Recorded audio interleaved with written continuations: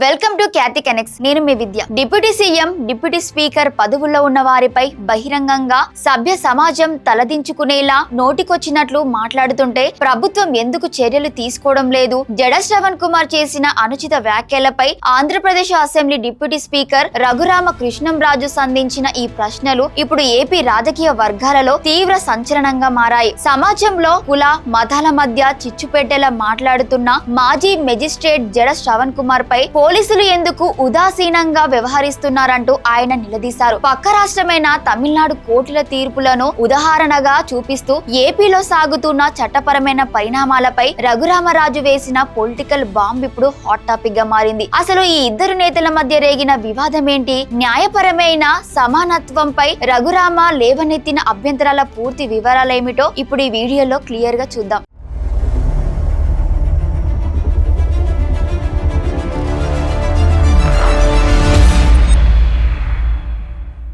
కాళ్ల మండలంలో మీడియాతో మాట్లాడిన రఘురామ కృష్ణంరాజు న్యాయస్థానాలు వ్యవహరిస్తున్న తీరుపై తీవ్ర ఆశ్చర్యాన్ని వ్యక్తం చేశారు. తమిళనాడులో ముఖ్యమంత్రిపై ఒక మాజీ మంత్రి అనుచిత వ్యాఖ్యలు చేస్తే అక్కడి ప్రభుత్వం తక్షణమే అరెస్టు చేసింది. కోర్టు కూడా ఆయన ముందస్తు బెయిల్ పిటిషన్ కొట్టేసింది. కానీ మన ఏపీలో బహిరంగంగా రాజ్యాంగబద్ధ పదవుల్లో ఉన్న వారిని దూషిస్తూ విద్వేషాలు రెచ్చగొడుతున్న ఎలాంటి యాక్షన్ లేదు. న్యాయ వ్యవస్థ తమిళనాడులో ఒకలా, ఏపీలో మరోలా ఉంటుందా అని ఆయన ప్రశ్నించారు.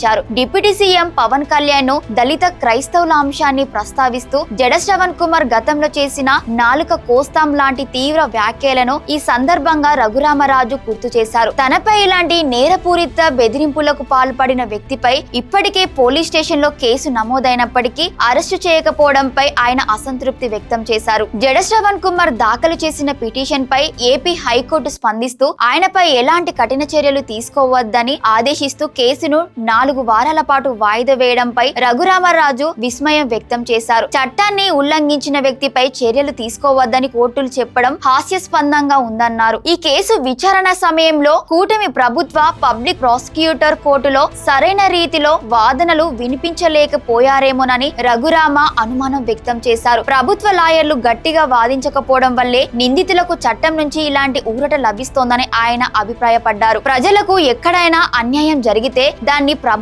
మరియు న్యాయస్థానాల దృష్టికి బలంగా తీసుకెళ్లడం కోసం తాను తెలుగు వీర లేవరా అనే ఒక ప్రత్యేక సంస్థను స్థాపించినట్లు రఘురామరాజు వెల్లడించారు. అయితే సమాజానికి న్యాయం చేయాల్సిన తానే ఇప్పుడు అదే సంస్థ ద్వారా నాకు న్యాయం చేయండి అని అడగాల్సిన దుస్థితి రాకూడదని కోరుకున్నట్లు ఆయన ఆవేదన వ్యక్తం చేశారు. రాజ్యాంగంలోని ఆర్టికల్ 341 ప్రకారం మతం మారిన వారికి ఎస్సీ రిజర్వేషన్లు వర్తించవనే సుప్రసిద్ధ సుప్రీంకోర్టు నిబంధనను తాను ప్రస్తావిస్తే దాన్ని అడ్డం పెట్టుకుని జడ శ్రవణ్ కుమార్ కులాల మధ్య, సామాజిక వర్గాల మధ్య విద్వేషాలను ప్రేరేపిస్తున్నారని రఘురామరాజు తీవ్రంగా మండిపడ్డారు. జడ శ్రవణ్ కుమార్ అతను సరే యథాప్రకారం పాపం నన్ను తిట్టుకున్నాడు. ఒక మహాసభ పెడుతున్నా అంట సెయింట్ జేవియర్స్ స్కూల్ కాంపౌండ్లో ఈయన ఒక సభ పెడుతున్నా అంట. ఆ సభ ఉద్దేశం రఘురామకృష్ణరాజుపై నాకు ప్రభుత్వం ఒక 25 లక్షలు నెలకి నాపై ఖర్చు పెడుతుందట. అదంతా ఇప్పుడు ఏలూరు వెళ్తే మరి వాళ్ళ పాస్టర్లు వీళ్ళందరూ 100 రూములు తీసుకున్నారంట. ఆ రూముల్లో తినడానికి 1 లక్ష అవుతుందట. దాని మీద 30,000 ట్యాక్స్ కడతారంట. ఉండటానికి 1 లక్ష అవుతుందట. దాని మీద 30,000 ట్యాక్స్ కడతారట.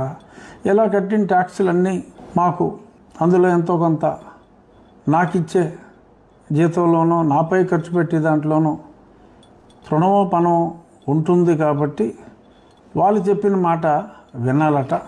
వాళ్ళ డిమాండ్ ప్రభుత్వం, చంద్రబాబు నాయుడు గారు కావచ్చు, ఎవరైనా సరే తూచా తప్పకుండా ఈ లిల్లీ పుట్టుగడి చెప్పిన దాన్ని ఫాలో అవ్వాలట.